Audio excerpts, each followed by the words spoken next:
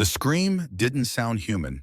It tore across Maplewood Street like something breaking high raw, the kind of sound that makes strangers stop mid-step and look for blood. 6:47 on a Friday evening in October. Rain turning the asphalt black and slick, the temperature dropping fast enough to sting exposed skin. West Hill, Oregon. Population 30,000 when the census bothered to count. A mining town back when mining meant something, back when men descended into darkness with headlamps and hope, and sometimes didn't come back up. The girl's feet barely touched the porch steps. Her stepfather's fist was buried in her hair knuckles, white from the grip dragging her like she weighed nothing. 11 years old and small for her age, brown hair tangled around his fingers. Her palms scraping concrete as she clawed for purchase that wouldn't come. The sound she made wasn't a scream anymore. It was something older, something that lived in the bones of every creature that ever knew it was being hunted. Emma Hayes, that was her name, though the men across the street didn't know it yet. They only knew the sound and the way it cut through rain and engine noise, and the low murmur of their own conversation like a blade through cloth. Inside the Iron Brotherhood MC clubhouse, Marcus Hayes had been touching the dog tags around his neck. Again. He did that when his mind went to places he'd spent 50 years trying to leave behind. 62-year-old scar running down his left cheek like a seam where something tried to split him open and failed. Saigon, 1972. Shrapnel from a grenade that killed the man standing next to him and somehow missed Marcus entirely, which was either luck or punishment, depending on how you looked at it. The clubhouse smelled like motor oil and old leather and coffee that had been sitting on the burner too long. Comfortable smells, safe smells. The kind that settled into your clothes and stayed there. Marcus sat at the bar, one hand around a mug that had gone cold, the other touching those tags. They weren't his. They belonged to someone who died a long time ago in a country most people couldn't find on a map anymore. Cole Martinez leaned over a pool table, lining up a shot he'd miss. 58 years old, Latino arms covered in ink that told stories if you knew how to read them. One tattoo stood out, a girl's face, young, maybe 8 years old. Isabella, his daughter, 7 years dead now, beaten to death by her mother's boyfriend while Cole was on a 3-day run to California. He found out when he got back. Found out he'd been laughing and riding and breathing while his little girl was dying, calling for him, and he wasn't there. Tommy O'Brien worked on a carburetor at the far workbench, hands black with grease, muttering to himself about seized bolts and obsolete parts. 55 Irish descent mechanic by trade and calling. His brother Sean had been dead for 30 years. Suicide at 22, after their father spent 2 decades teaching both boys that pain was love and silence was survival. Tommy fixed bikes the way some men pray, with absolute focus and the desperate hope that if he got this one thing right, maybe it would balance out the things he'd gotten wrong. Jackson Morrison sat near the window reading, glasses perched on his nose, going through a magazine about vintage Harleys. 60 years old, black, built like he was carved from something harder than wood. Former Army Sergeant, Desert Storm 91. He'd led men through sandstorms and enemy fire and brought most of them home. Most.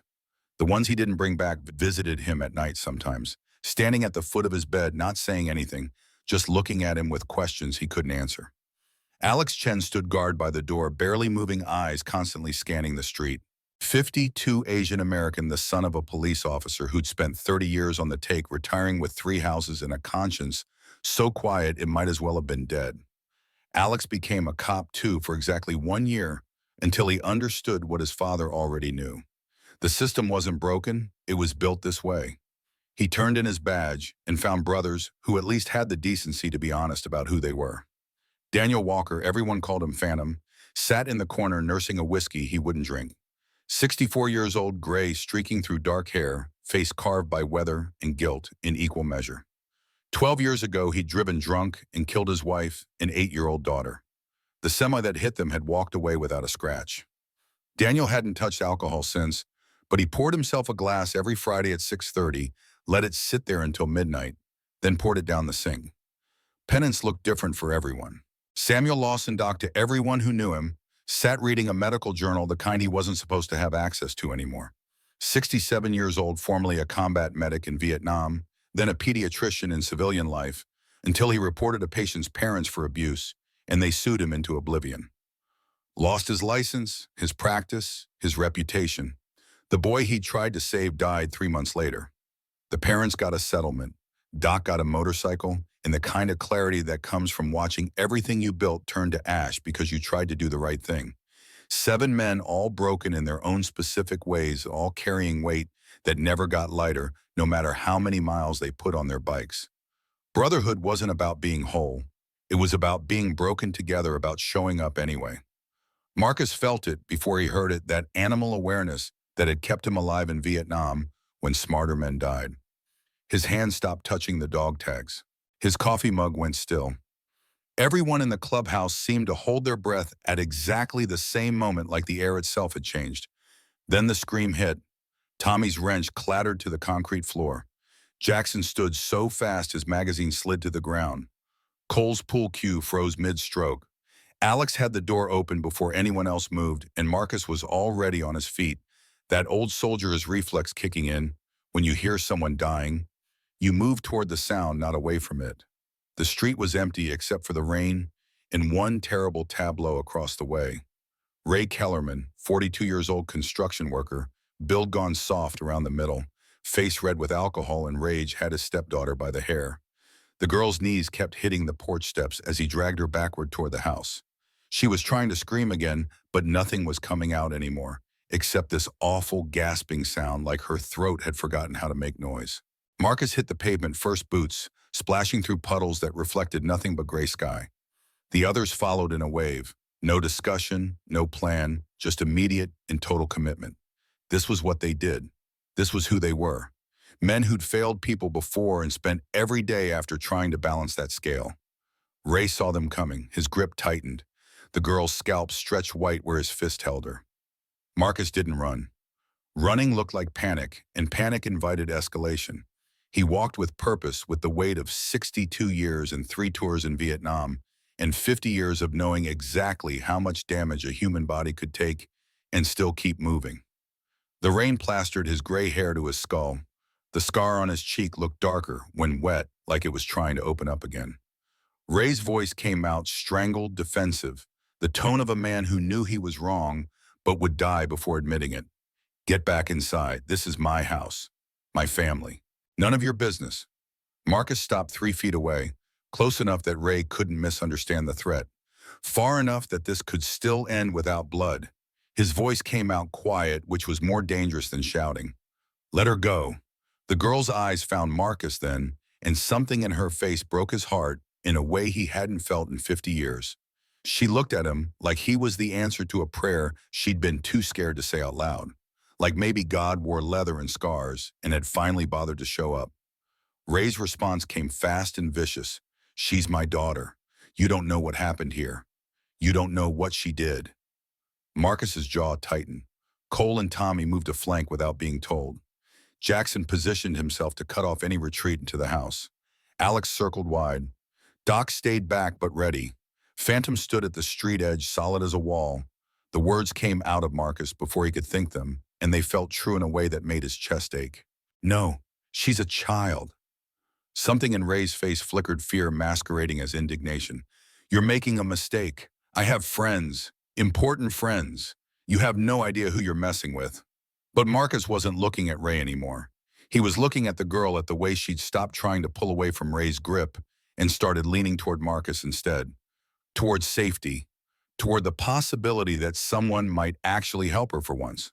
Marcus moved forward. Not fast, not aggressive, just inevitable. He reached out, and his scarred hands that had killed people in Vietnam, hands that had carried wounded men through jungle, hands that had held his daughter when she was small, gently uncurled Ray's fingers from the girl's hair. 1 finger. 2. 3. Ray tried to hold on, but there was something in Marcus's eyes that made the decision for him. The girl stumbled backward into Cole's arms, and Cole caught her with a gentleness that didn't match his size or his ink or the hardness in his face. Marcus didn't move, didn't step back, just stood there, filling the space between Ray and the girl, making it clear without saying a word that this was a line that wouldn't be crossed again. Ray's face contorted, pride and rage wrestling with the cold understanding that he'd miscalculated badly. You're making a mistake, his voice shook. You'll regret this. The reply came soft but absolute. No, you did. Then Marcus turned his back on Ray Kellerman, a calculated insult, a statement that Ray wasn't dangerous enough to watch, and walked back across the street. The others followed Cole, carrying the girl who'd gone boneless in his arms, her face pressed against his shoulder. The door to the clubhouse closed. Through the window, Ray stood alone on his porch, breathing hard, fists clenching and unclenching. Then he went inside and slammed the door so hard the frame shook. Inside, the clubhouse felt different now. Warmer, maybe, or just more real. Cole set the girl on the worn leather couch near the back wall, and she curled into herself immediately, knees to chest, arms wrapped tight, like she could make herself small enough to disappear. Doc approached slowly, medical kit in hand, moving the way you move around wounded animals. No sudden gestures, no direct eye contact, just calm and steady and present. His voice came out gentle. "Sweetheart, I'm going to check if you're hurt. That okay?" The girl nodded without looking up. Marcus stood near the bar, watching one hand touching those dog tags again. He didn't realize he was doing it until Tommy put a hand on his shoulder. "You good Reaper." The nickname felt heavy tonight. Reaper. They'd given it to him decades ago because he kept surviving things that should have killed him. Reaping years he wasn't supposed to have. Reaping breaths that belonged to better men. "Yeah, just feeling something." Doc worked quietly, examining the girl's scalp where Ray had pulled her hair, checking her arms for defensive wounds, her ribs for signs of previous breaks. His face got darker the longer he looked. These weren't new injuries. This had been happening for a while. The girl spoke for the first time, voice small and hoarse. "My name's Emma." Doc's hands paused. "Hello, Emma. I'm Samuel. Everyone calls me Doc. Can you tell me, does it hurt when I press here?" "A little." Doc's jaw worked. He pulled out his phone, started taking pictures of the injuries. "Emma, these bruises, some of them are old. Has he hurt you before?" Emma's silence was answer enough. Cole knelt down near the couch, his face level with Emma's. When he spoke, his voice was soft in a way that didn't match anything else about him. "My name's Cole." "What's yours?" She looked at him. Really looked like she was trying to figure out if he was safe or just another kind of dangerous. "You already heard. Emma. Emma. That's a good, strong name. You're safe here, Emma. Nobody's going to hurt you, not anymore." Her eyes filled. Promise. The word hit Cole like a fist. His daughter Isabella had asked him that once years ago when her mother's boyfriend first moved in. "Do you promise he's nice, Daddy?" And Cole had promised because he'd wanted it to be true, because he'd been too blind or too stupid or too eager to believe that good things could happen without cost. He'd promised, and she died. Now he looked at this girl, this stranger, who looked so much like Isabella. It hurt to breathe, and the words stuck in his throat. But Emma was waiting, and Marcus was watching, and Doc had stopped pretending to examine her injuries. "I promise." The words came out rough. "We all do." Tommy brought over a granola bar and a bottle of water, setting them on the table within Emma's reach, but not forcing them on her. Jackson found a clean sweatshirt, huge on her, but warm. Alex stood by the window, watching the street, watching Ray's house, watching for whatever came next. Marcus finally moved closer. He pulled up a chair, sat down so he wasn't looming over her. "Emma, has he hurt you before tonight?" She nodded. "How long?" "2 years. Since he moved in." Her voice was mechanical, like she'd practiced this conversation in her head 1,000 times, but never thought she'd get to say it out loud. At first it was just yelling, then pushing, then hitting. Mom doesn't see. Or maybe she sees and pretends she doesn't. "I don't know which is worse." Doc swore under his breath. "Where's your mother now?" "Inside. With him. She hides when he gets like this. Sometimes she drinks until she falls asleep. Sometimes she locks herself in the bedroom." Jackson's hands curled into fists. "Jesus Christ." Marcus studied Emma's face. "That moment on the porch, why did you look at me like that?" Emma's eyes met his, and something passed between them that Marcus couldn't name. "You look like someone who keeps promises." The words landed heavy. Marcus's hand went to the dog tags.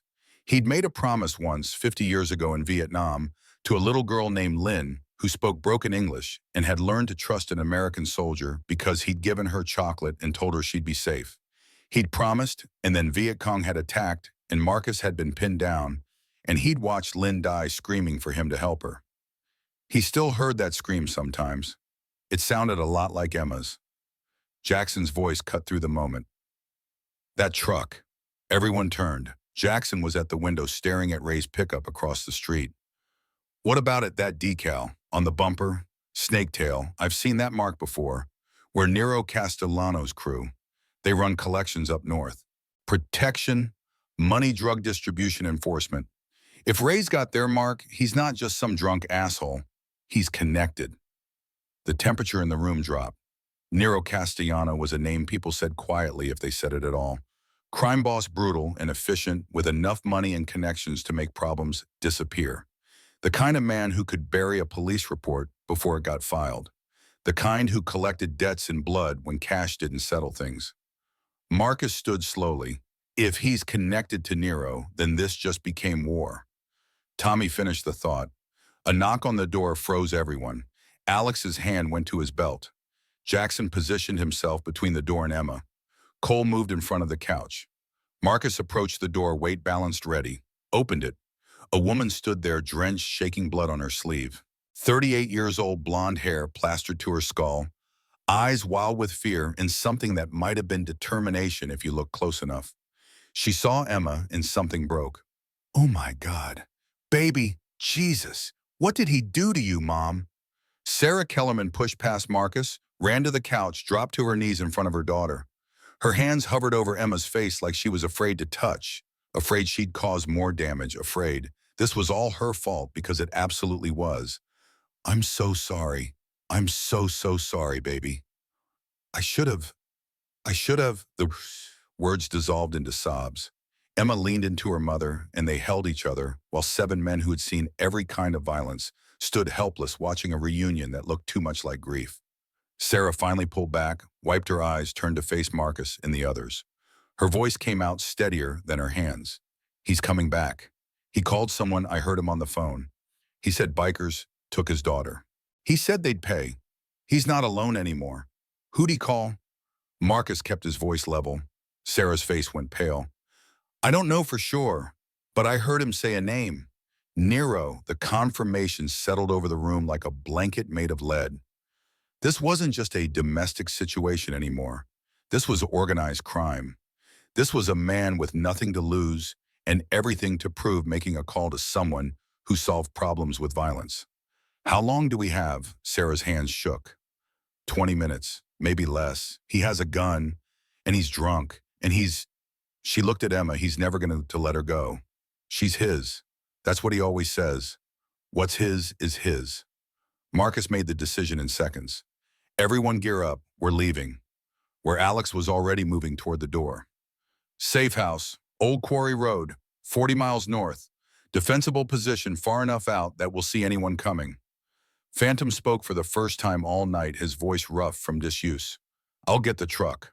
He was already out the door, hoots hitting wet pavement, heading toward the old Ford pickup they kept for supply runs. Not pretty, not fast, but reliable and big enough to carry people who needed carrying. Marcus pulled out his phone, scrolling through contacts he hadn't called in years. Numbers that belonged to men who'd sworn oaths to each other decades ago, who'd promised that when one called, all would answer. He found the name he needed, hit dial. 2 rings, then a voice that sounded like gravel and old whiskey. Yeah, Ghost, it's Reaper. Got a situation. A pause, the kind that said Ghost was doing the math, weighing what he owed against what this might cost. Where are you, West Hill? Across from Maplewood Lane. Another pause longer. You serious? Dead serious. I'm coming. What do you need, everyone? Every chapter. Every brother who can ride. The line went quiet. Then, this better be worth it, Reaper. A little girl screamed and nobody came. Except us. That worth it enough for you? Ghost's voice changed. I'll be there in 30. Make it 20. We're moving in 15. Marcus hung up, made another call, then another. Each time the same conversation, the same request, the same promise that this mattered more than sleep or dinner or whatever else was happening on a Friday night in October. Some debts can only be paid in blood. Tommy had said that once, joking, trying to sound tough. But Marcus knew better. Some debts could only be paid in showing up, in being there when nobody else would, in standing between a child and the thing trying to destroy her.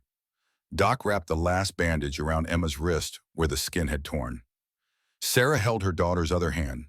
Emma looked smaller than she had on the porch, smaller and more fragile, but there was something in her eyes that wasn't broken yet, something that still believed rescue was possible. Phantom pulled the truck around back. The engine rattled but caught. Jackson loaded a medical kit.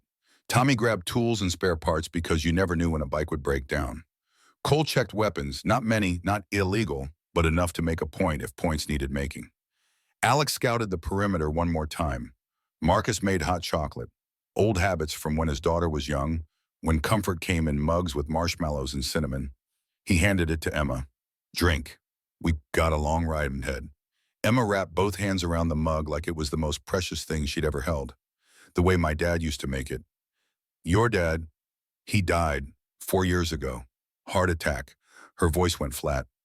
Mom married Ray 6 months later. I think she was scared of being alone.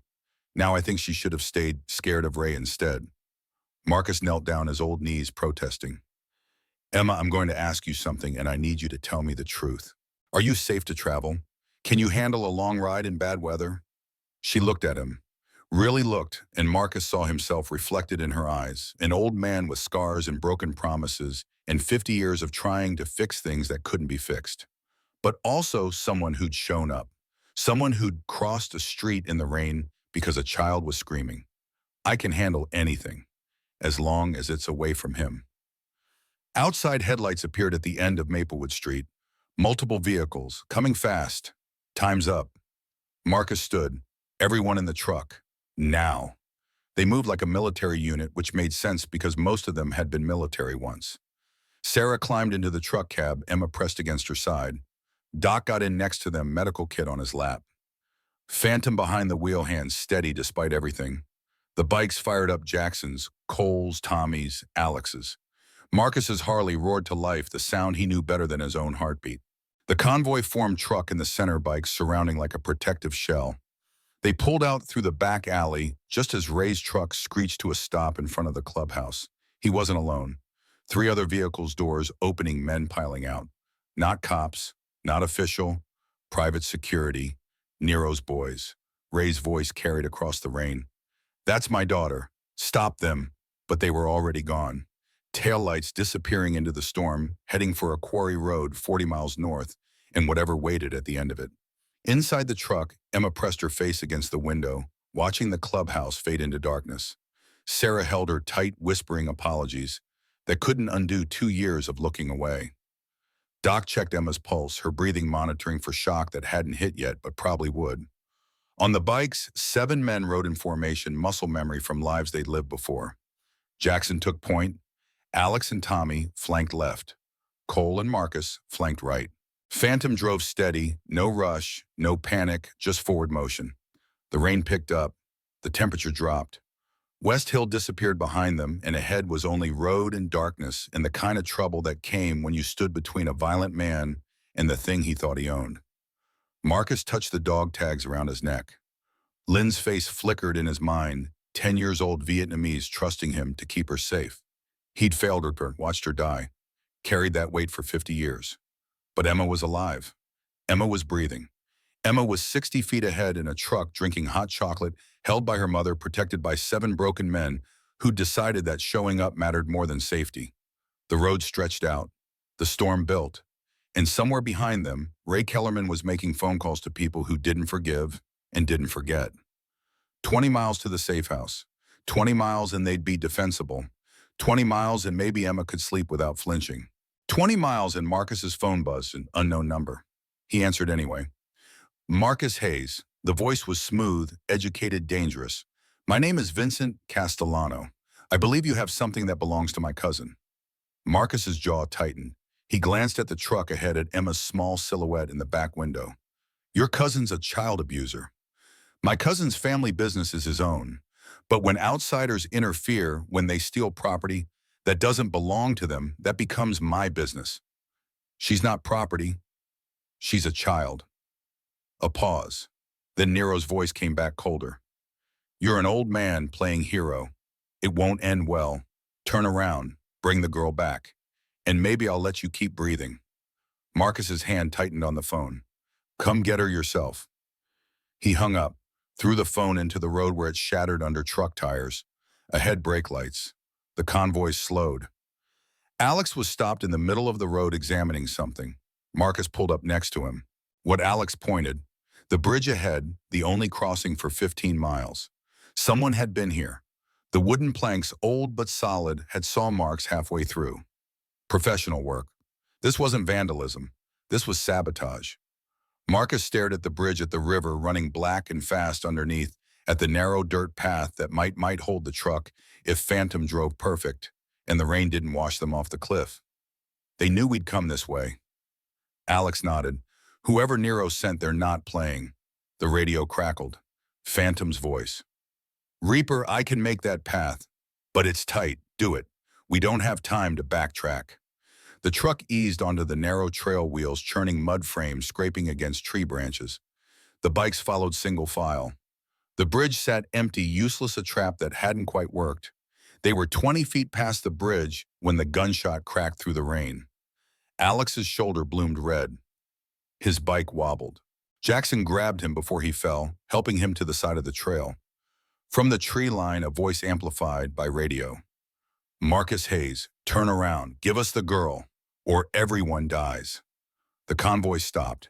Emma's face appeared in the truck window, pale and terrified. Sarah pulled her down out of sight. Marcus scanned the trees. Sniper. Professional. Probably military trained. This wasn't street muscle. This was the kind of problem that had steady hands and no conscience. His mind raced through options. They were exposed. Sitting targets.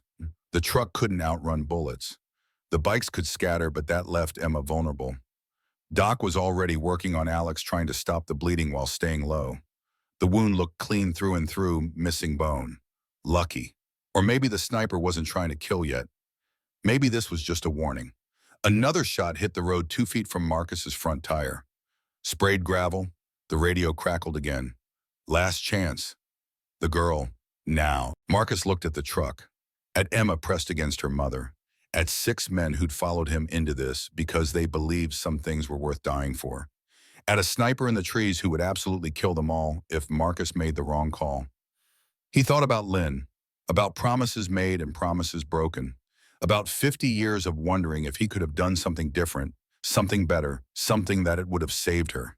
Emma was watching him through the truck window, small and scared, and trusting him to figure this out, trusting him to keep the promise he'd made on that porch.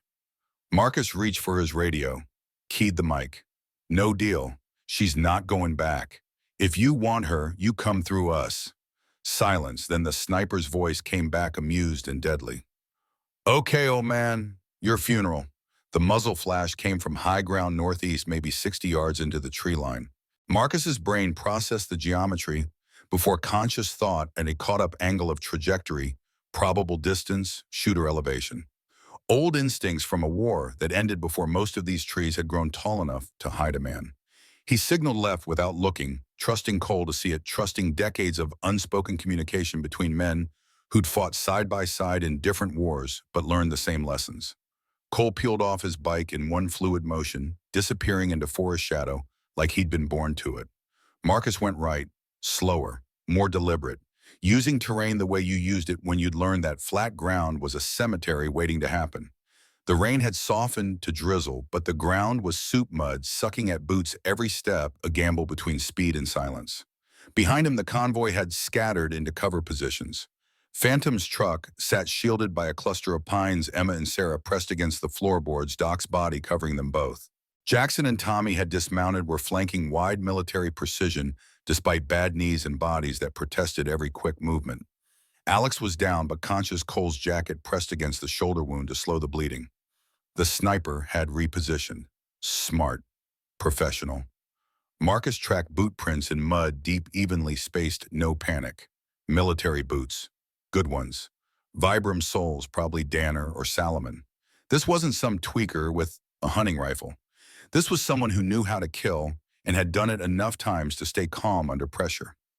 Marcus moved tree to tree, his body remembering rhythms his conscious mind had tried to forget.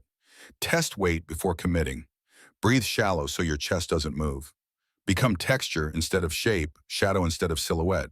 He'd done this in Vietnam, hunting VC through jungles so thick the air itself felt green and alive and hostile. 50 years ago, he'd been good at it. Too good, maybe. Good enough that they kept sending him out, kept using him until the boy from Oregon, who'd enlisted to serve his country, became something harder and stranger and less recognizable as the kid who'd kissed his mother goodbye at the bus station. A branch snapped. Not Marcus, not Cole. The sniper shifting position again, probably trying to get line of sight on the truck on Emma. Marcus froze mid-step, became stone, let his eyes do all the work. They're 50 feet up, elevated position behind a fallen log. Orange hunting vest visible through scope.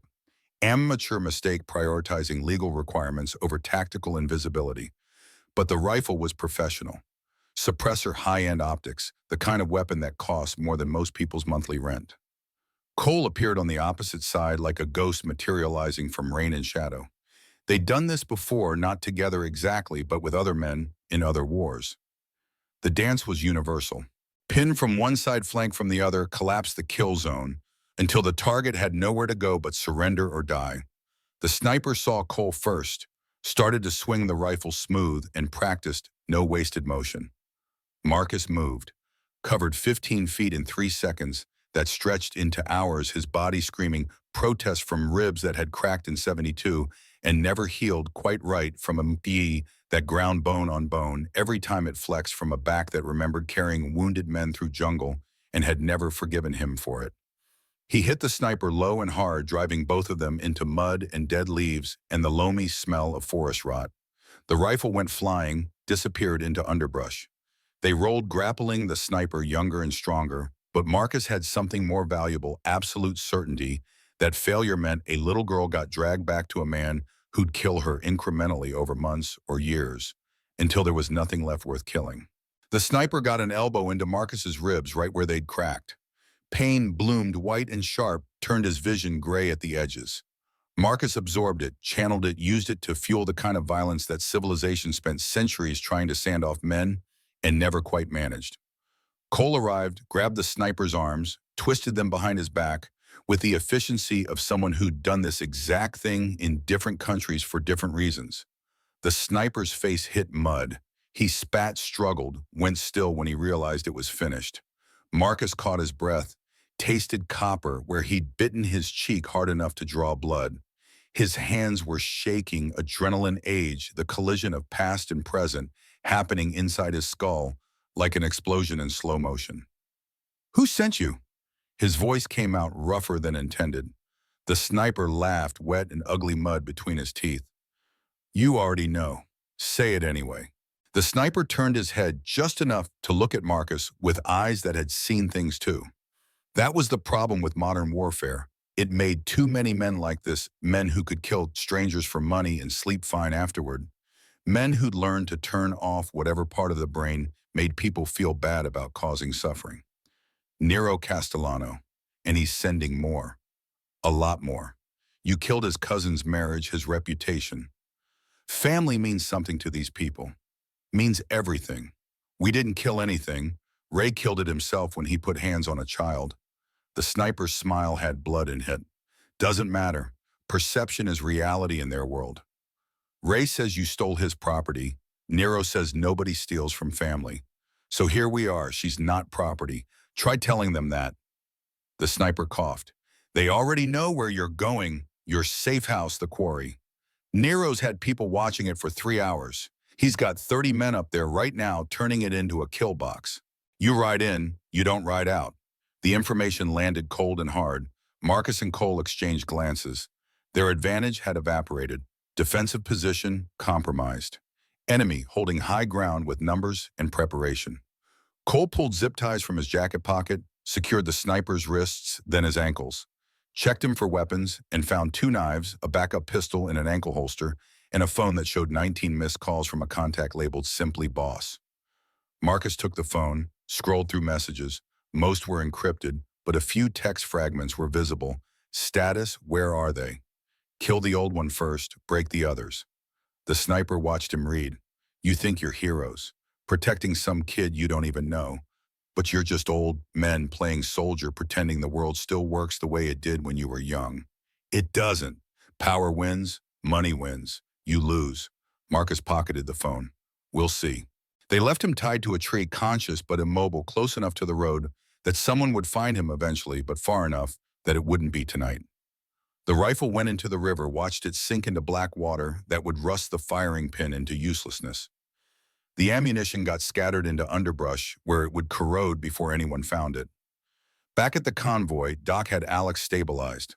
The bullet had gone clean through the shoulder, missing bone, and major vessels, either lucky or the sniper had aimed to wound instead of kill.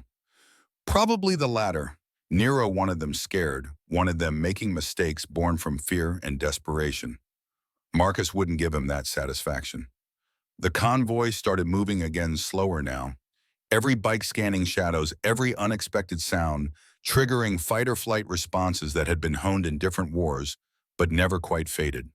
They made it 4 miles before Jackson's voice crackled over the radio. Headlights. Multiple vehicles. Coming fast from behind. How many? 4. Maybe 5. Not trying to hide. They want us to know they're coming. Can we outrun them? Not with the truck. Not in these conditions. Phantom's voice was steady, but Marcus heard the fear underneath. Road's too narrow. We try to rush, and we end up in the valley. Then we need a stop, somewhere defensible. Marcus scanned the road ahead. His mind worked through tactical considerations, visibility, cover, escape routes, acceptable losses. There are lights ahead. Gas station. Only thing operating within 20 miles, probably. The gas station looked like it had been abandoned by hope sometime in the 90s and reluctantly resurrected by necessity. 2 pumps with analog displays that probably hadn't been updated since Carter was president. Small store attached lights on inside, dim and flickering. A pickup truck parked near the door, old enough to have character, new enough to run. An old man stood in the doorway as they pulled in, rifle cradled in his arms. Not pointing it yet, but ready to his body language, screaming suspicion and fear in equal measure. 70 years old, maybe, face weathered by Oregon sun and rain and decades of small disappointments. The convoy stopped, engines idled. Marcus dismounted slowly, hands visible, body language, projecting calm while his eyes tracked exits and cover and how fast he could close distance if this went bad. We need fuel. His voice stayed level, reasonable. In 5 minutes to catch our breath. We'll pay cash and be gone. The old man's eyes moved across the bikes, the leather, the patches that marked them as Iron Brotherhood. His grip tightened on the rifle. Not welcome here. Heard about you on the scanner. Kidnapping, child endangerment. Whole state's looking for you. Marcus's jaw tightened. That's not what happened. That's what they're saying. That's what dispatch is saying. That's what the sheriff's department is telling everyone within 100 miles. They're lying, the old man spat into gravel. That's what kidnappers always say. The truck door opened before Marcus could respond. Sarah climbed out first, then helped Emma down, the girl moving stiff and careful like everything hurt. They walked forward together, Emma pressed against her mother's side, both of them small and fragile in the fluorescent light that made everyone look half dead. Emma walked past Marcus, past the bikes and the men who'd promised to protect her, right up to the old man with his rifle and his judgment and his absolute certainty about what was happening here. Her voice came out quiet but clear, truth stripped of everything but itself. They didn't kidnap me. They saved me. She pulled up her sleeves, showed bruises, the fingerprint marks where Ray's hands had gripped hard enough to break blood vessels. Turned her head, showed where hair had been ripped out in clumps, the scalp still raw and weeping. Lifted her shirt just enough to show ribs that had been kicked or punched, or both, purple and yellow and green in a timeline of violence. That man, my stepfather, did this. Has been doing this for 2 years. My mom looked away. Our neighbors looked away. Police came once and Ray told them I fell downstairs, and they believed him because it was easier than caring. Emma paused, let the evidence speak for itself. These men, they're the only ones who helped. The old man's face changed. Something behind his eyes shifted, memory, maybe, or recognition, or the specific kind of pain that came from seeing your own failures reflected in someone else's suffering. His wife appeared in the doorway behind him, smaller, older, gray hair pulled back in a bun that belonged to a different era.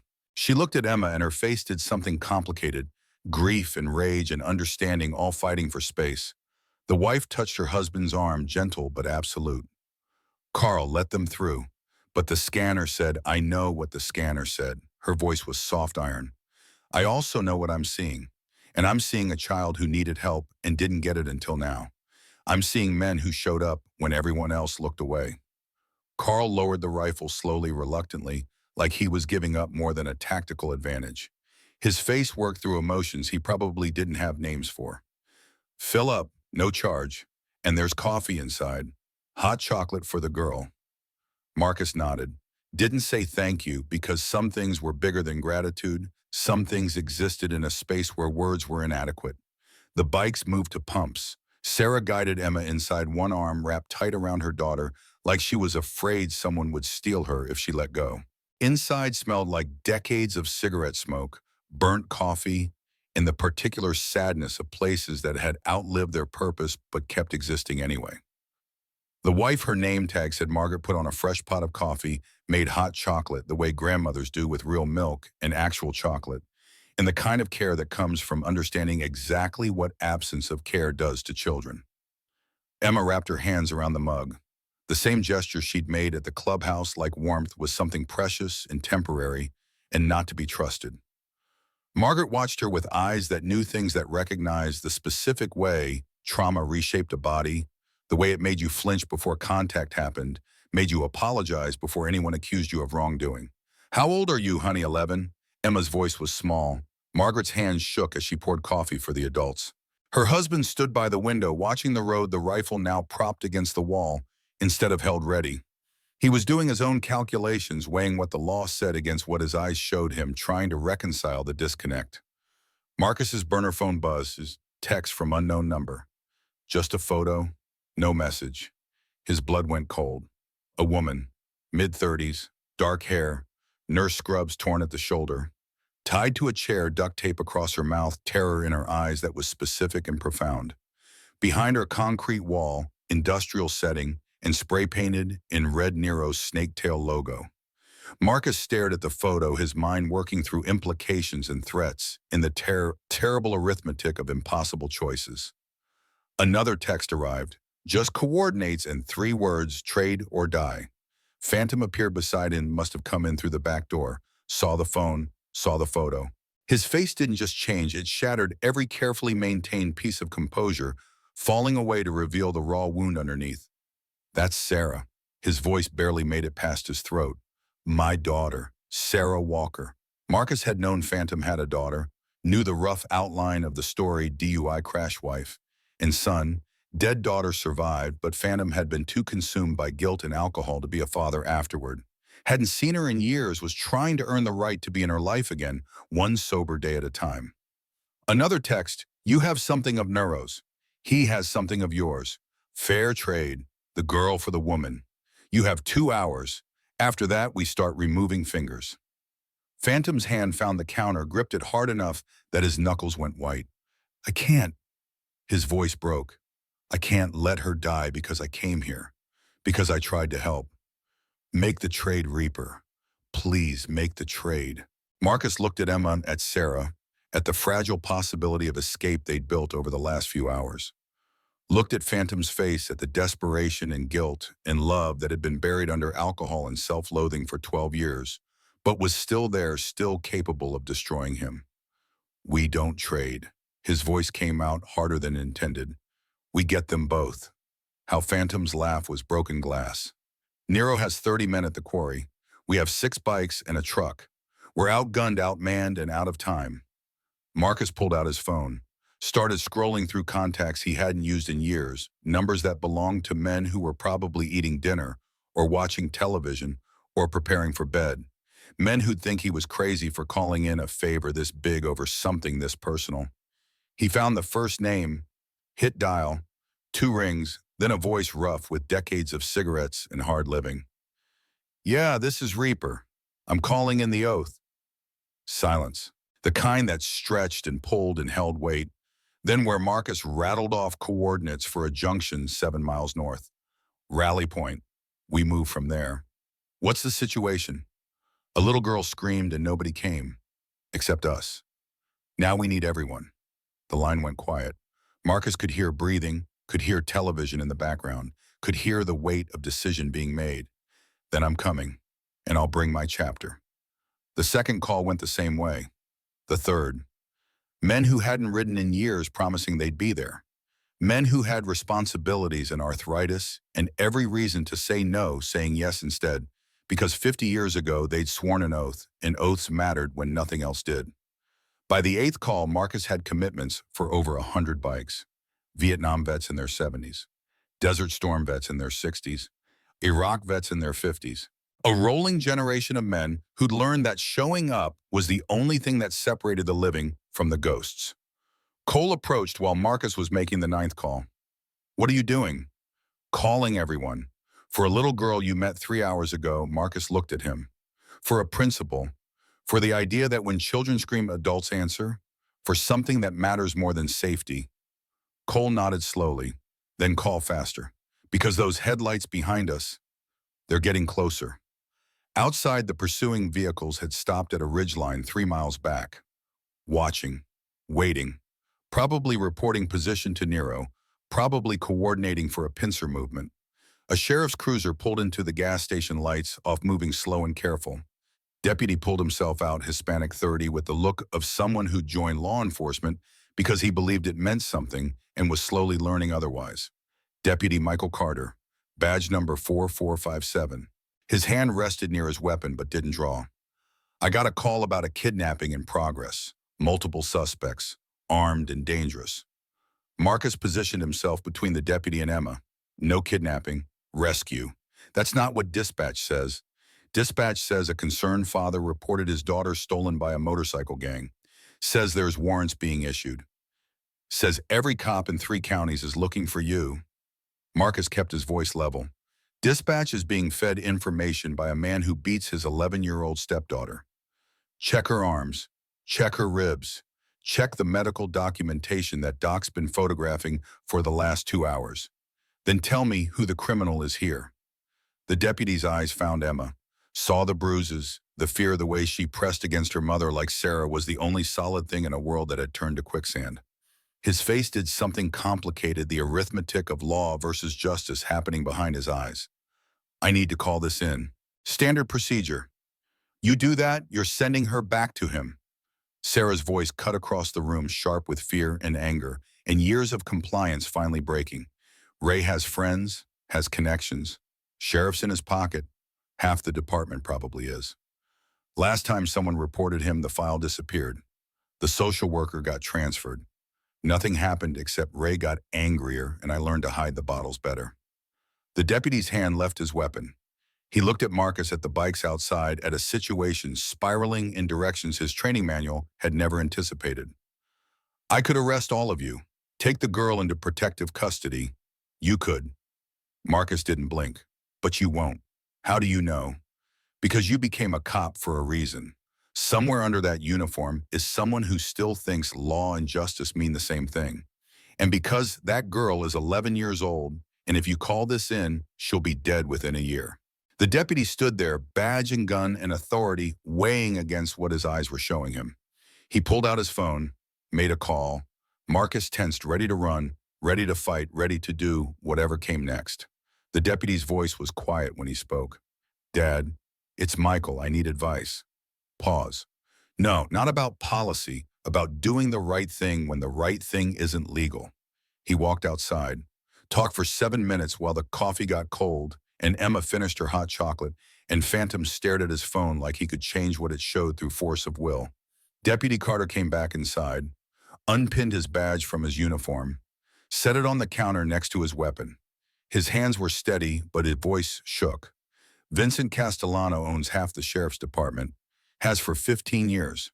My captain, 3 sergeants, probably a dozen deputies on his payroll looking the other way, making evidence disappear." He looked at Emma. "If I call this in, he'll know within 10 minutes. And you'll have 30 men with badges hunting you down. Some of them actually believe they're doing the right thing. Most just know which side their bread's buttered on. So what are you doing?" Cole's voice carried suspicion. The deputy gestured at his badge and gun sitting on the counter. "Giving you a head start. And maybe finally doing what I should have done 15 years ago when I found out my captain was dirty." "Why now?" "Why help us?" Carter's jaw tightened. "Because 3 years ago, my sister's husband beat her until she couldn't see straight, couldn't think straight, couldn't remember who she'd been before him. And I did nothing because I told myself it wasn't my business, wasn't my jurisdiction, wasn't my place to interfere. She's dead now, pills. The coroner called it accidental overdose, but I know better. It wasn't an accident. It was 3 years of being broken until she forgot how to stay alive. He looked at Emma. I didn't help her. Maybe I can help you. Marcus studied the man's face, looking for deception, finding only desperate sincerity. How long before they realize you're not checking in 30 minutes? Maybe 40 if the dispatcher's having a slow night. Where's Nero setting up Old Quarry? North End, high ground, 3 sides protected by Rockwall's single access road. He's got 30, maybe 40 men up there, turning it into a fortress. You go in there, you're walking into a kill box. Marcus looked at the map on his phone at the quarry location, at the tactical nightmare it represented. Then he looked at Emma, at Phantom's daughter's photo, at 2 people who needed saving, in one defensive position that made conventional rescue impossible. His mind worked through options and discarded them. Couldn't go around, Quarry was the objective. Couldn't negotiate, Nero needed to make an example. Couldn't wait, Phantom's daughter had 2 hours, probably less. That left one option. Then we take it from him. Marcus's voice was calm. Before he's fully prepared, before he's expecting us, that's insane. The deputy looked genuinely shocked. You'll be outnumbered 3-1. On his ground with his weapons. Not if we bring our own army. Marcus held up his phone, showing the text threads. Over 100 riders, all chapters, all answering the oath. The deputy's eyes widened. You're really going to do this? You're going to charge a fortified position held by organized crime with a bunch of old bikers? Yes. You'll die. Maybe.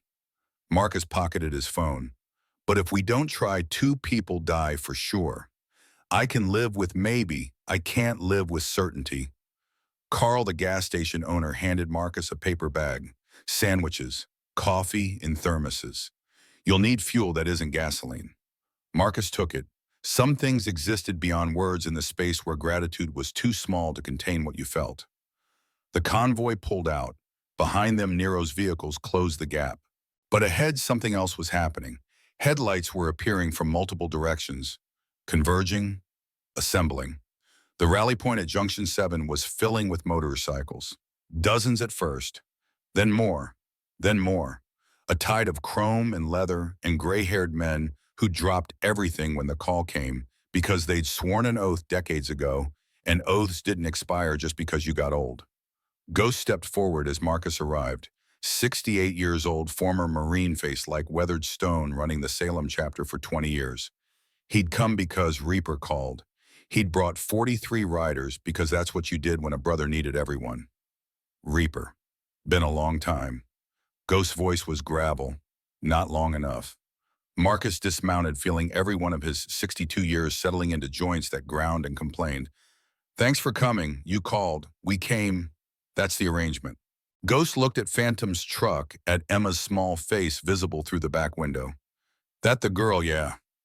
Worth it. Marcus thought about Lynn, about 50 years of wondering if one more step or one more second could have changed everything. She screamed and nobody came. Nobody even tried. So yeah, she's worth it. Ghost nodded once. Then we ride, all of us, wherever this goes. Other riders gathered close. Faces Marcus recognized from different chapters, different states, different lives. They didn't ask for the full story, didn't need it. A child needed protection, and that was enough. That was everything. They formed up. Military precision from men who'd learned it in Vietnam, Desert Storm, Iraq, Afghanistan.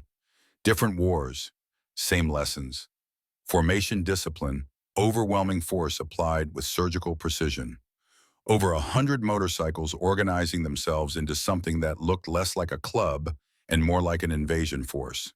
Emma climbed out of the truck, stared at this army that had materialized because 7 men had asked for help. Her face showed wonder and fear in something that might have been hope if she could remember what hope looked like. Why, her voice was barely audible over engine noise. Why are all these people here? Marcus knelt his old knees, protesting. Because when one calls, all answer. Because being brothers means you show up. Because he thought about Lon, about Lily, about everyone he'd failed, because some things matter more than safety. Emma's eyes filled. I'm just one person. I'm nobody special. You're wrong, Marcus's voice roughened.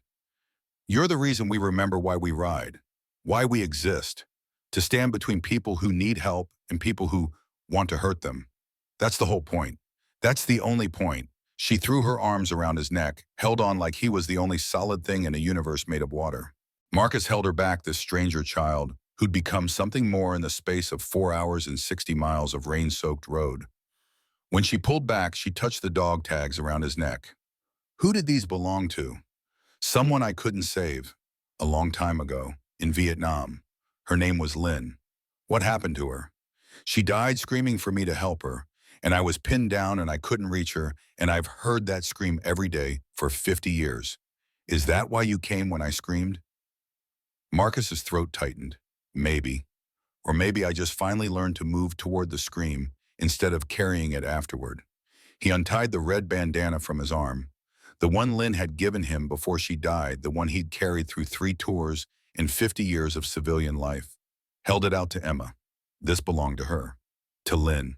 Someone brave. Someone who taught me that being scared and being strong aren't opposites. You can be both. Usually are both.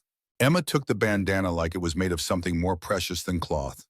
What if I lose it? You won't. And even if you do, she'd understand. Brave people always understand. Emma tied it around her wrist, clumsy but determined. Thank you. Marcus stood, addressed the assembled riders, his voice carrying across the junction. Most of you don't know the full story. Here's what matters. An 11-year-old girl was being beaten. Nobody helped, except but us. Now Nero Castellano, some of you know, that name has her stepfather under his protection. Family loyalty. He's got 30 men at the old quarry. He's also got a hostage. A woman, Phantom's daughter. Murmurs rippled through the crowd. This wasn't just rescue anymore. This was personal for multiple reasons. Marcus continued. Nero thinks we'll trade, the girl for the woman, or we'll run, hide, disappear. He thinks we're just old men who'll fold when real danger shows up. His voice hardened. Let's show him what old men do when children scream. Let's show him what happens when you mistake old for weak. Let's show him why the oath still means something. The engines revved in response. 100 voices made of chrome and gasoline, an absolute commitment. The convoy reformed. Bigger now. Powerful. Phantom's truck in the center surrounded by a shell of bikes that moved with military precision. Scout bikes ahead, flankers on both sides. Rear guard watching for pursuit. They rolled toward the quarry like thunder made mechanical. Inside the truck, Emma pressed against her mother bandana around her wrist. Hot chocolate long since finished.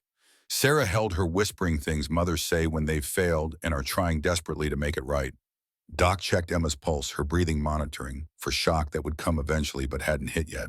Phantom drove with white knuckles, thinking about his daughter, tied to a chair, thinking about whether redemption was possible for men who'd destroyed everything they loved and spent years trying to earn the right to love again. Marcus rode at the rear where leaders rode when they wanted to see everything protect everyone, be the last line between safety and chaos. His chest hurt where the sniper's elbow had connected. His hands ached from gripping handlebars for hours. His mind kept showing him images of Lynn dying, of his daughter Lily's funeral, of every person he'd failed to save arranged in a line that stretched back 50 years. But Emma was alive. Phantom's daughter was alive. And they'd stay that way or Marcus would die trying. The quarry appeared ahead, lights blazing, vehicles arranged in defensive positions, men moving with purpose and weapons and the confidence of people who thought they held all the advantages. Marcus keyed his radio. Remember, we don't kill unless we have to. We disarm, we contain, we show overwhelming force and give them one chance to walk away. Just one. The convoy stopped a quarter-mile out, faced the quarry, faced Nero's fortress, faced impossible odds and the terrible arithmetic of violence. And every single rider revved their engine at the exact same moment. The sound was thunder, was judgment, was the promise that some debts could only be paid in showing up, and they'd shown up with everything they had. Ahead through the quarry lights, Marcus could see men scrambling, Nero's confidence cracking as he realized what he faced. Not 7 old bikers, an army, a brotherhood, a promise kept. Marcus's phone buzzed one last time. Text from Nero, you're insane. Marcus typed back, yes, now let them go. He put the phone away, looked at Ghost, at Cole, at Tommy and Jackson and Alex with his shoulder wrapped but still writing. At Phantom, gripping the steering wheel like it was the only thing keeping him from flying apart. At Doc, preparing medical supplies because people were going to bleed tonight and someone had to stop it. At Emma, watching through the window, scared and brave and trusting them to finish what they'd started. All right, Marcus's voice carried across the radio. Let's bring them home. The convoy rolled forward, toward the quarry, toward confrontation, toward the moment when everything either worked or failed catastrophically. And in the distance, through rain that had started again, Nero watched them come with the slow realization that he'd miscalculated everything. The convoy stretched for half a mile by the time they started moving over 100 motorcycles, one truck, and enough collective rage to level a small city. They rode in formation, two abreast, staggered by half a bike length, with road captains at intervals maintaining discipline that would have made any military commander proud. The sound was thunder made mechanical, a rolling wave of engines that announced their presence miles before arrival. Nero's advance team saw them coming and pulled back. 5 vehicles against 100 bikes wasn't courage, it was suicide. They retreated to the quarry, regrouping with the main force, and Marcus let them go. This wasn't about hunting. This was about finishing what Ray Kellerman had started when he put his hands on his stepdaughter. The quarry sat at the end of a road that had been built for mining trucks and forgotten when the ore ran out. High walls on 3 sides, single access point, perfect defensive position if you got there first. Nero had arrived 3 hours ago, brought 30 men, set up lights and barricades, and turned the whole thing into a fortress. But he'd been expecting 7 bikers, maybe 10. Not this, not an army. Marcus stopped the convoy a quarter-mile out, gathered the road captains, Ghost, a man called Chains, a woman named Smoke who ran the Portland chapter and had scars that told stories her mouth never would. They huddled in the rain that had started again, softer now, almost gentle. He's going to offer to negotiate, Marcus kept his voice low. Going to act reasonable, try to make it look like we're the aggressors. Can't let him control the narrative.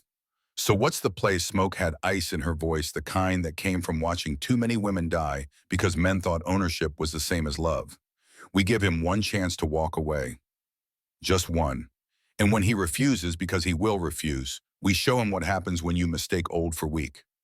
The radio crackled, Nero's voice smooth and cultured and absolutely certain of his position. Marcus Hayes, I believe we should talk, man to man. Settle this like civilized people. Marcus keyed the mic. Nothing to settle. You let the girl go, you pull your people out, you tell Ray he gets prison instead of a grave. That's the offer. Laughter rippled through Nero's transmission. You're surrounded, outnumbered, and in violation of about 17 different laws. I have the sheriff's department, I have the state police, I have lawyers who will bury you in paperwork until you die of old age. And you have, what, a geriatric motorcycle gang, and a girl who'll testify against her own family. Marcus looked at Emma in the truck. She was watching him, bandana around her wrist, chocolate long since finished. She looked fragile and terrified, and somehow absolutely certain that these men who'd appeared in her life 3 hours ago would die for her if necessary. We have something you don't. Marcus kept his voice level. We have nothing to lose. The transmission went dead. For 30 seconds, nothing. Then headlights blazed to life at the quarry entrance, Nero's vehicles positioning themselves, men spreading out with weapons that were probably legal if you had the right permits and definitely illegal if you didn't. Ghost moved beside Marcus. This goes bad, it goes really bad. Federal charges, RICO statutes, we're talking decades in prison for everyone here. I know, and you're still doing this. Marcus thought about Lynn, about watching her die while he was pinned down and helpless. Thought about his daughter Lily dead in a car accident 8 years ago because a drunk driver ran a red light and Marcus had been in the passenger seat and survived when she didn't. Thought about 50 years of failing people who needed him. Yeah, I'm still doing this. Then so are we. Ghost signaled to his chapter. They moved forward, engines rumbling, a wall of leather and chrome, and absolute commitment. The convoy advanced, slow, steady, no rush. They rode like they had all the time in the world, like Nero's guns and lawyers and connections meant nothing against simple forward motion.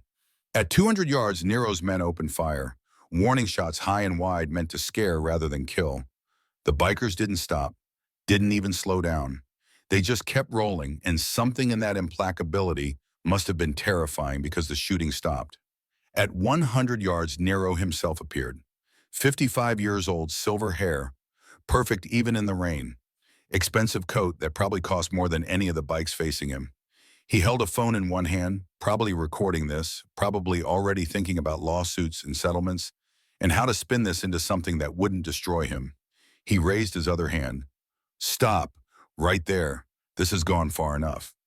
The convoy stopped, engines idled. Marcus dismounted, feeling every year and every scar and every mistake he'd ever made settling into his bones. He walked forward alone, crossing the no man's land between two armies that were both too old and too tired for this, but doing it anyway. Nero watched him come, studied him with the kind of calculation that came from decades of violence masked as business. You're Marcus Hayes, 3 tours in Vietnam, Purple Heart, Bronze Star, came home broken and never quite fixed yourself, found family in outcasts and rejects. He paused. You're a good man in a bad situation. We can end this right now. You walk away. I forget this happened. The girl goes back where she belongs. Marcus stopped 10 feet away. She doesn't belong with a man who beats her. Ray says she's difficult, rebellious. Sometimes discipline is necessary. Discipline. Marcus tasted the word like poison. That's what you call it when a 42-year-old man drags an 11-year-old girl by her hair across a porch. Nero's expression didn't change. I call it family business. Internal matters, none of yours or mine. It became mine when she screamed. And that makes you what? A hero. Nero's smile was cold. Heroes die, Mr. Hayes. They die broke and alone and forgotten because the world doesn't actually reward people for doing the right thing. It rewards people who understand that power and money make morality irrelevant. Marcus thought about Deputy Carter throwing away his badge to give them a head start. About Margaret at the gas station making hot chocolate with the kind of care that came from understanding exactly what Emma had survived. About 100 men who dropped everything to ride through a storm because one of their own had asked for help. You're wrong, the words came out quiet. The world's full of people who do the right thing. You just don't see them because you've spent so long doing wrong you forgot what right looks like. Nero's face hardened. I know Ray's family, cousin, blood, and family means I don't let outsiders interfere without consequences. Then I guess there'll be consequences. For a moment they stood there, two men separated by philosophy and age, and the unbridgeable gap between someone who thought might made right and someone who'd learned the hard way that sometimes the only thing standing between chaos and order was a person willing to say no. Nero pulled out his phone, dialed, said 3 words, bring her out. A vehicle door opened. 2 men dragged someone forward, woman 30s, dark hair, terrified.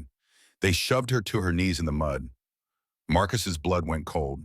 Phantom's daughter, Sarah Walker, the loop he hadn't seen closing until it already had. I know your people, Mr. Hayes, know their families, their weaknesses. Nero's voice was reasonable, like he was discussing weather instead of hostages. This young lady is Daniel Walker's daughter. Single mother, works as a nurse, has a 6-year-old son at home with a babysitter who thinks mommy's working late. He paused. Trade. My cousin's stepdaughter for Mr. Walker's daughter. Everyone goes home. No one dies tonight. Behind Marcus, engines cut off. The silence was crushing. He didn't turn around, but he felt Phantom's presence like a physical thing, felt the weight of impossible choices pressing down on all of them. Phantom's voice came across the radio, rough and broken. Do it, trade. I won't let her die because I came here. Make the trade. Marcus keyed his mic. No trades, no deals. We don't negotiate with people who think humans are property. Then she dies, and it's on you. Nero's finger moved toward his phone, toward whatever signal would end Sarah Walker's life. Wait. The voice was small but carried. Emma climbed out of the truck, Ura Kellerman, trying to hold her back and failing. Emma walked forward past the bikes, past the men who'd promised to protect her, right into the kill zone between 2 armies. Every weapon on both sides tracked her movement. Marcus's heart stopped. He moved to intercept, but Emma was faster, younger, had the kind of desperate courage that came from 2 years of living in hell and finally seeing a way out. She walked until she stood next to Marcus, looked up at Nero with eyes that had seen too much for 11 years. You want me? Fine, I'll go. But you let her go first, and you let all these people leave. Nero studied her like she was a puzzle. Such bravery, wasted on a lost cause. Emma's voice didn't shake. I'm not brave, I'm scared. But being scared and doing it anyway, that's what he taught me. She touched the bandana on her wrist. That's what heroes do. Marcus's hand found her shoulder. Emma, no. We don't trade you. That's not how this ends. Then how does it end? Her eyes were wet, but her voice was steady. Someone has to give something. Someone has to lose. I'm already lost. At least this way everyone else gets to go home. The words landed like bullets. Every man there felt the weight of this child who'd learned too young that sacrifice was sometimes the only answer to impossible questions. You're not lost. Marcus knelt down, ignoring his screaming knees, ignoring Nero's weapons, and the rain and the certainty that they were all about to die. You're found. We found you, and we don't give back what we find. But his daughter will be safe. Marcus stood face Nero. Here's the new deal. You let her go, right now, and we let you leave.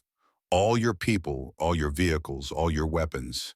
You drive away and we forget you were here. Nero laughed. I have 30 men with automatic weapons. You have geriatric bikers and delusions of heroism. What makes you think I need a deal? Because in about 3 minutes the media arrives. Marcus checked his phone. And in 5 minutes the FBI arrives. And in 10 minutes state police who aren't on your payroll arrive. Deputy Carter made calls before he gave up his badge. Lot of calls. To people who've been trying to build a case against you for 15 years. Nero's face changed. Calculation replaced confidence. You're bluffing. Marcus pulled out Carter's phone, held it up. 19 missed calls from your contact in the sheriff's department, 12 from your lawyer, 8 from your accountant. They all know something's wrong. They all know you're exposed. And they're all making plans that don't include going down with you. The first news van appeared at the far end of the road, headlights cutting through rain. Then another. Then FBI sedans, 3 of them moving with the kind of controlled speed that said they knew exactly where they were going and why. Nero's men started looking at each other, started doing the math, started realizing that killing 100 witnesses in front of cameras and federal agents wasn't a solution, it was life in prison. Let them both go. Marcus's voice cut through the confusion. Emma and Sarah, right now. And you might get out of this with a lawyer and bail instead of a body bag. For 10 seconds that felt like 10 years, nothing happened. Nero stood there, perfect hair getting ruined by rain, expensive coats soaking through his entire empire, crumbling because he'd made the mistake of thinking blood loyalty mattered more than evidence. Then he nodded once. Cut her loose. Phantom's daughter was released. She stumbled forward and Ghost caught her, wrapped her in his coat, got her toward the truck where Doc could check for injuries. Emma started to step forward, but Marcus's hand held her back. All of them. Every man, every vehicle, every weapon. Then you leave. Now. Nero's jaw worked. This isn't over. Yes, it is. Marcus didn't blink. Your cousin goes to prison for child abuse. You go down for racketeering, and Emma gets a life where nobody owns her. Nero pulled out his phone, made a call, said words Marcus couldn't hear. Then his men started loading into vehicles, moving with the desperate speed of people who knew the walls were closing in. FBI agents approached, weapons drawn but not pointed. The lead agent was a woman in her 50s, gray hair, and the kind of face that had seen every variation of human ugliness and stopped being surprised. Special Agent Rebecca Moss, Mr. Hayes, I'm going to need statements from everyone here. Marcus nodded. She's the priority. He indicated Emma. Everything else can wait. Agent Moss looked at Emma, at the bruises, at the fear and exhaustion and fragile hope. Agreed, we'll start there. The news cameras were rolling, phones were out. People were live streaming what was happening. Old bikers standing in the rain, protecting a child facing down organized crime. The story was already spreading, comments flooding in from across the country. Nero's vehicles pulled away. Ray wasn't with them. He'd never made it to the quarry, was probably still at his house, drinking and calling in favors that would never come. State police would find him there, arrest him, start building a case that would put him away for decades. Emma watched them go. Her hand found Marcus's. When she spoke, her voice was barely audible. Is it really over? Marcus wanted to say yes. wanted to promise that the bad things were finished and only good things remained. But he'd learned in Vietnam that promises were dangerous things, that hope could kill you faster than the bullets if you weren't careful. He opened his mouth to answer, and the world exploded. The gunshot came from the tree line. Single shot, professional, aimed for Emma, but Marcus moved and the bullet hit him instead, high in the chest, close to the heart. He felt the impact before the pain, felt his body doing the calculations it had done in Vietnam entry. Wound, no exit, bullet still inside, lots of blood. Maybe fatal. Probably fatal. He dropped. The world tilted. Rain fell into his open eyes and he couldn't blink. Emma's scream was Lynn's scream, was his daughter's scream, was every person he'd failed to save, given one voice. Doc appeared, hands already moving, tearing open Marcus's jacket, searching for the wound. FBI agents scattered, looking for the shooter. Ghost grabbed Emma, pulled her behind a vehicle. The radio crackled. One of Nero's men, no, not his men anymore, acting alone, making a choice Ray had probably paid for months ago. If I can't have her, nobody can. More shots. Wild. Desperate. Ray Kellerman had somehow followed, had been in the woods this whole time, waiting for his moment. He fired at the truck, at the bikes, at anything that had helped his stepdaughter escape. Emma broke free from Ghost, ran toward the tree line. Everyone was screaming at her to stop, to get down, to hide, but she wasn't running toward Ray. She was running past him.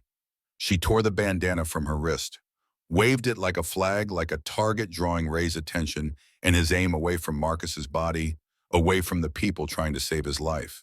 Drawing fire toward herself, because that's what you did when someone you loved was dying.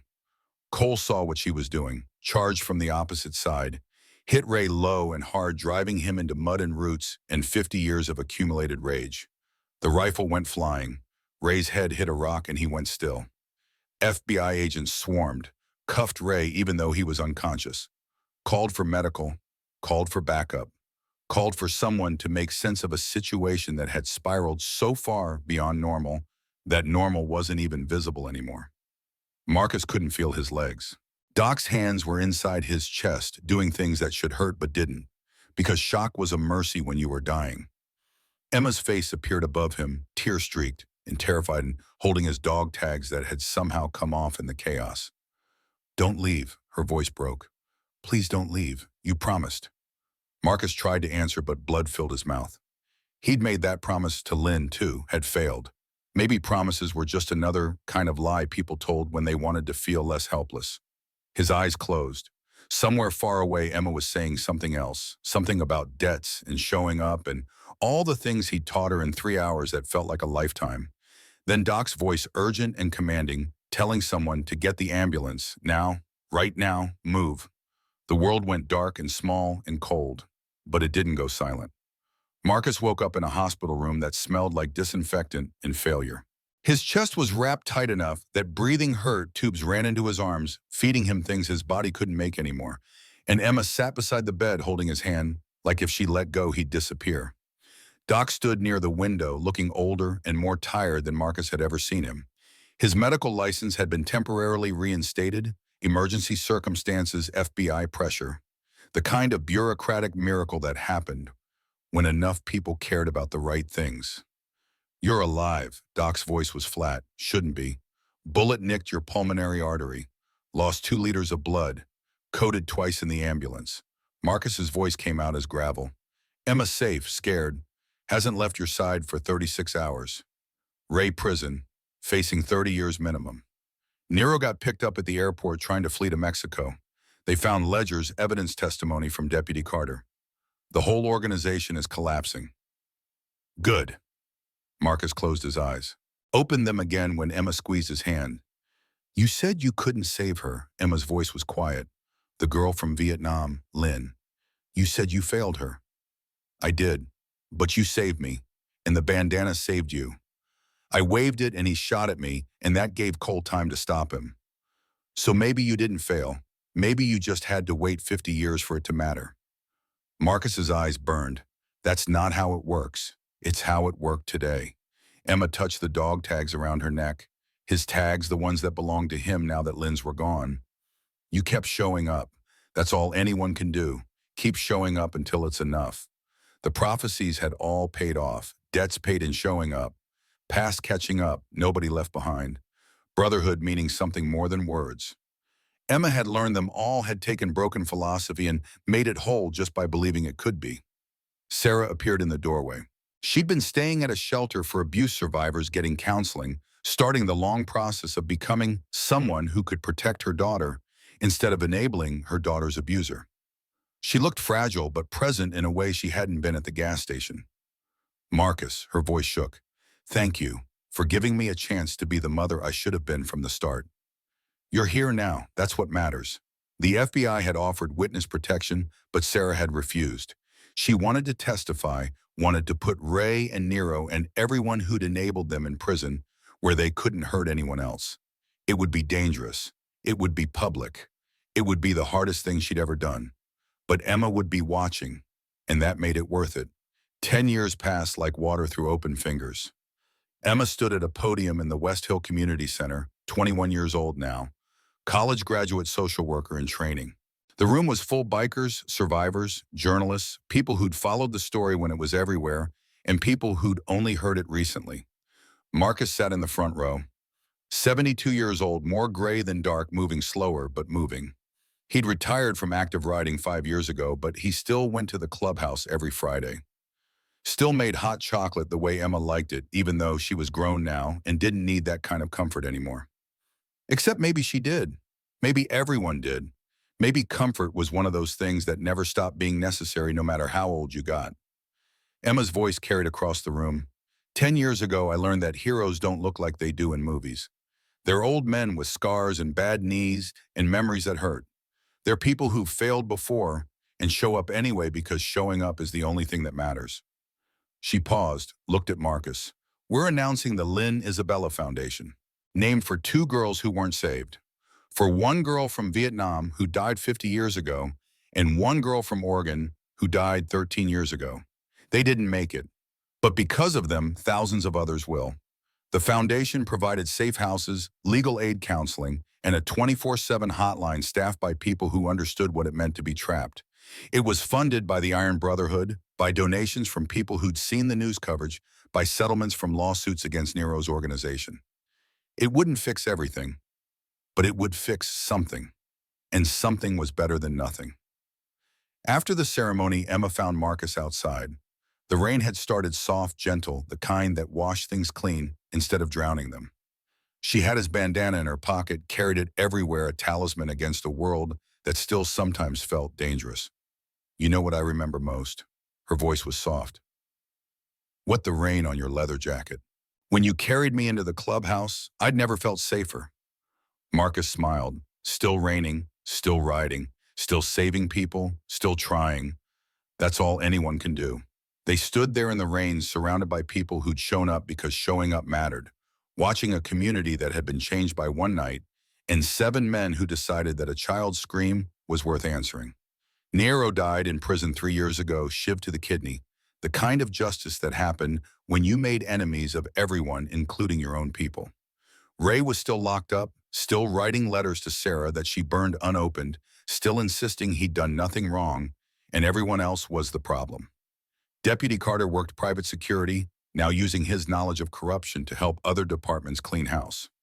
Doc's medical license was permanent, again governor's pardon, recognition for saving Marcus's life under impossible circumstances. Phantom's daughter was married, had given him 2 grandchildren, visited every Sunday for dinner. Cole kept Isabella's photo on his bike. Still talked to her sometimes when the roads were empty and the moon was full. Still carried the guilt, but it was lighter now, balanced by the knowledge that he'd saved Emma, even if he couldn't save his daughter. Margaret from the RAN station came to the ceremony, brought hot chocolate in a thermos, the same recipe she'd made that night, hugged Emma like a granddaughter and Marcus like a son, and reminded them both that kindness from strangers was sometimes the thing that kept the world from falling apart completely. The bikers who'd answered the call were older, slower, many of them gone now to heart attacks and cancer and the simple weight of years. But their chapters remained, and the oath remained, and the promise remained, when one calls all answer. Emma walked Marcus back to his bike, not the one from that night. That one was evidence for 3 years before he got it back, and by then it felt haunted, so he'd sold it. New bike, same leather, same scars on his face and hands, same dog tags around his neck, that were actually Lynn's tags that he'd carried for 50 years. You ever regret it? Emma asked. That night, all the trouble it caused Marcus thought about the bullet in his chest, the trials, the death threats from Nero's remaining associates, the nightmares that still came sometimes. Thought about his daughter Lily, who died 8 years before that night, about Lynn, who died 50 years before, about all the people he'd failed to save over 7 decades of living. Then he looked at Emma alive, strong, helping others the way she'd been helped. Looked at a foundation that would save children she'd never meet. Looked at a community that had learned to see past leather and scars and recognize heroes when they showed up. Not for a second. Good, Emma smiled, because I don't either. The bike started up. 100 engines, maybe more, all the people who'd come to celebrate what 7 men had started and a whole brotherhood had finished. They rode through West Hill in formation, past the old clubhouse, past the house where Ray and Sarah had lived, and Emma had survived past the gas station, where Margaret had made hot chocolate and believed a child when nobody else would. People lined the streets, waved, took pictures, thanked them for showing up when it mattered. And at the back of the formation, Marcus rode steady, one hand on the throttle and the other touching dog tags that had belonged to a little girl named Lynn, who taught him 50 years ago that promises mattered even when you failed them. Because sometimes you failed and lived anyway. And living meant you got another chance. And chances, Marcus had learned, were the only thing that separated hope from despair. The convoy rode until sunset painted the sky orange and gold, and the rain finally stopped, and West Hill faded into memory behind them. They rode because that's what bikers did. They rode because motion was prayer, and engines were hymns, and the road was the only church that had ever made sense. And somewhere in that line of bikes, Emma rode her own motorcycle, now learned from Marcus, taught by Ghost, tested by every member of the Brotherhood until they were satisfied she could handle herself. Her bike had a patch property of Emma Hayes, nobody else. The bandana was tied to her handlebars, red and faded and stained with things that had happened in Vietnam and Oregon and everywhere in between. A reminder that bravery came in small pieces, that showing up mattered, that debts could be paid in ways that didn't require blood. Just presence. Just being there. Just refusing to look away when someone screamed. That was enough. It had to be enough. Because it was all they had. The sun set. The bikes rode on.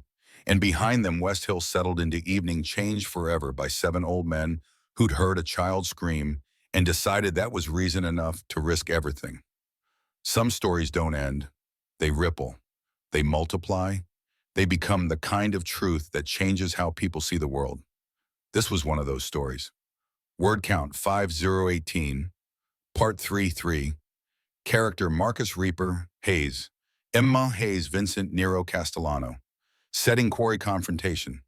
Hospital, 10 years later. Status complete. Final resolution. Marcus survives. Emma thrives, foundation established, community transformed.